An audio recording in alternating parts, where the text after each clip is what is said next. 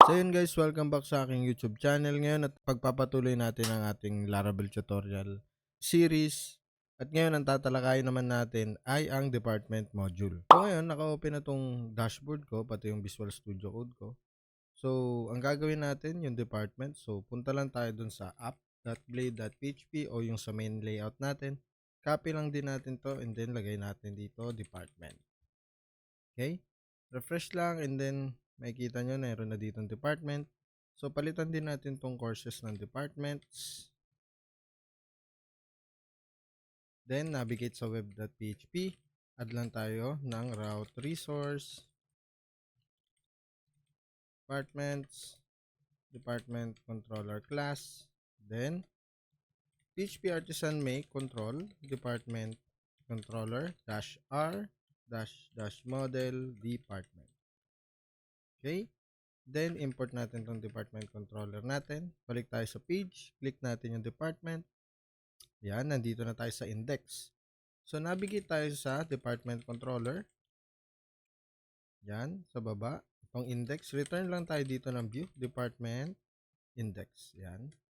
Then, yung department natin, lagay tayo dito ng department paginate 10. Okay? Click lang natin tong department index. Then, copy natin yung laman nung nasa course index o courses. Paste natin yan dito. Remove natin tong courses. Palitan natin ng departments. At sa taas, palitan natin yung courses ng departments. Then tong course department. Same lang din tong course ID. Palitan natin ng department ID. Yan. Then remove natin to. Okay.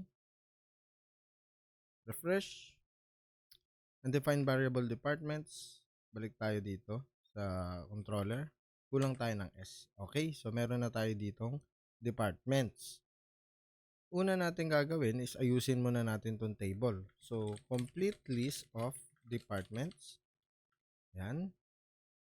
Next naman, yung course ID, palitan natin ng department. Then, department name. Check natin yung migration natin ng departments. Department ID and department name. Lagay lang tayo dito ng number of course. Then, action. Okay? TD tayo dito. Yan. So, lagay natin dito department name. Yan.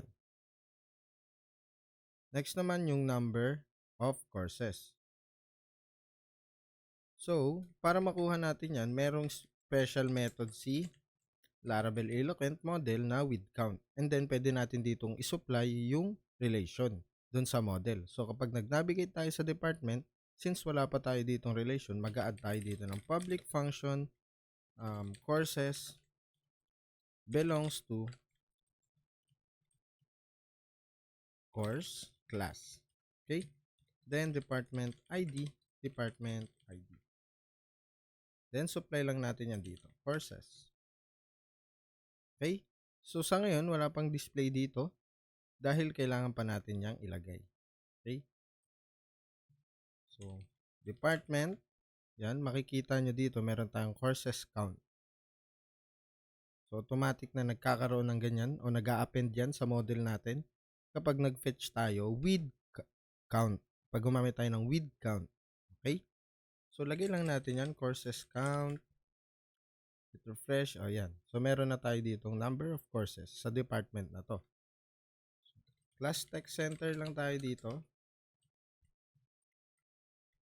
Yan. So, ngayon simulan na natin yung functionalities ng module na to. Gaya nung add new department and yung edit department at saka delete department. So, unahin natin tong add new department. Palitan natin tong course ng department. Okay. And then, dito naman sa courses, palitan lang natin ang departments. Okay. Then, navigate naman tayo dun sa controller natin. Department controller. Then, punta tayo sa create method. Departments create. Click lang natin yan and then punta tayo sa courses create. Copy lang natin to and then paste natin dito. This time, tatanggalin na natin tong select na department. So, department name lang dapat ang nandito. Okay. Then, ito naman. Add new department. Okay. So, pwede naman natin siyang gawing modal dito. Actually, kung isang field lang naman, mas okay na modal na lang to. Pero sa kaso natin, since pure Laravel lang muna yung gagamitin natin dito with PHP and Laravel, so hindi muna tayo gagamit ng modal. Pero nasa inyo yan. Kung gusto nyo i-explore yung ganong feature, pwede nyo rin gawin yan. So, dito sa baba, palitan lang natin tong course name. Gawin nating department name. Okay? And then, itong create course form, palitan din natin ang create department form. Refresh lang natin. Save. So, punta naman tayo dito sa action. Dapat department to. Departments. Okay? Navigate tayo sa controller and then punta tayo sa store method. Die-dump lang natin yung mga data. So, testing department. Okay, so meron tayo dito ang department name. Validate lang natin yan na dapat required yan. And then, kapag nakapasa siya, department create and then return. Okay? So, hit refresh and then continue. So, token. Bakit? Kasi naka-all tayo dito. Pero, pwede tayong gumamit ng except token. Department name to fillable property. Same process lang din yun dun sa department natin. Primary key. Protected key type string and then incrementing false. Yan. Add na tayo ng fillable. Department ID and department name. Then, next natin na gagawin, pwede tayo ditong mag-request merge. Yan. Para sa department ID. UUID. Or pwede rin na, diretsuhin na natin dito. Pwede rin yung ganyan. Pero idiretso na lang natin na accept token.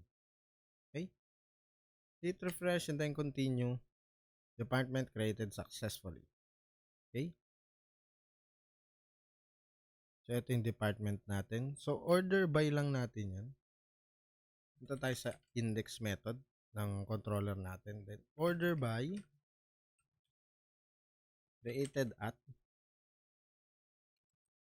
and then descending. Para mauna yung bagong create nating department. Okay, test tayo ulit ng isa. Information technology. Okay. Next, yung edit. So, same lang din ng process ng create. Nung ginawa natin nung nakaraan.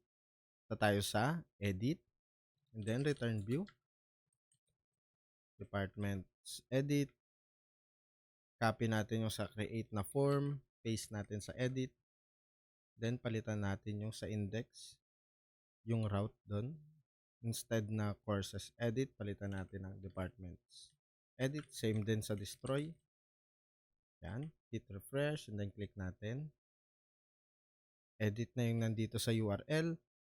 Next naman na gagawin natin, palitan natin tong add new department ng edit department. Pwede rin ganito gawin natin. Department name. Edit information technology. Okay? Next, yung save naman, palitan lang natin yung primary ng success. And then, yung create department form, palitan natin ng edit department form. Okay. Lagyan din natin ang default value to. Department name. Okay, save. Created successfully. Bakit? Kasi, hindi pa natin pinapalitan yung sa action. So, palitan lang natin to ng update and then supply natin yung ID. department ID, and then yung method, palitan natin ng put. Yan. So, nasa blank tayo, ibig sabihin nandito tayo sa update na method. Okay? Then, validate lang natin yan. Yan, update. Same lang din ang ginawa natin dun sa create, except method yung ginamit natin sa request. And then, ni-redirect natin siya papunta dun sa index page. Refresh and then submit. Palitan lang natin to ng 2. Yan, lagyan natin ng 2. Yan, information technology 2. So, at least, gumagana na yung create natin at yung edit. Next naman, yung delete. Okay? So, sa delete natin, nothing's fancy. Kung makikita nyo, same lang din siya dun sa ibang module na ginawa natin, no? So, navigate tayo dun sa controller natin, department controller. Then, punta tayo dun sa destroy. And then, gawin lang natin dito, department delete, then redirect. Pero, before nating i-delete yung record o i-test, kailangan natin mag-add ng soft delete. Okay? Then, punta tayo dun sa department na model. Add lang tayo sa trait natin na soft deletes. Import natin. Pwede rin kayo dito mag-specify ng column o maglagay ng column. Kunyari, unused at o expired expired at. Yan, pwede rin yan. Pero by default, deleted at yung lalabas dyan. Yan, deleted at. Ito yung code niya, deleted at. Okay? So, testing natin to. Unknown column, departments deleted at dahil hindi pa tayo nagma-migrate refresh. PHP artisan, migrate refresh, seed. Clear, and then refresh. Yan. Edit natin ulit. Information technology 2. And then, try natin i-delete yung nasa baba. Okay? So, at least natapos na natin tong department module natin. So, sa next natin na video, ang gagawin, i-refactor natin tong tatlong module na to. Tong students, course, and then department. So, ang gagawin natin ay gagawa tayo ng repository o service, repository and service para sa mga module na to para hindi masyadong nakikita o hindi masyadong naka-expose tong mga code natin dito at kahit papano masunod natin yung OOP. Okay? And then gagawan din natin ng form request tong validation na to. Okay? Doon sa tatlong module yan. Yung sa students, course, and department. So, yun lang guys. Maraming salamat sa panonood.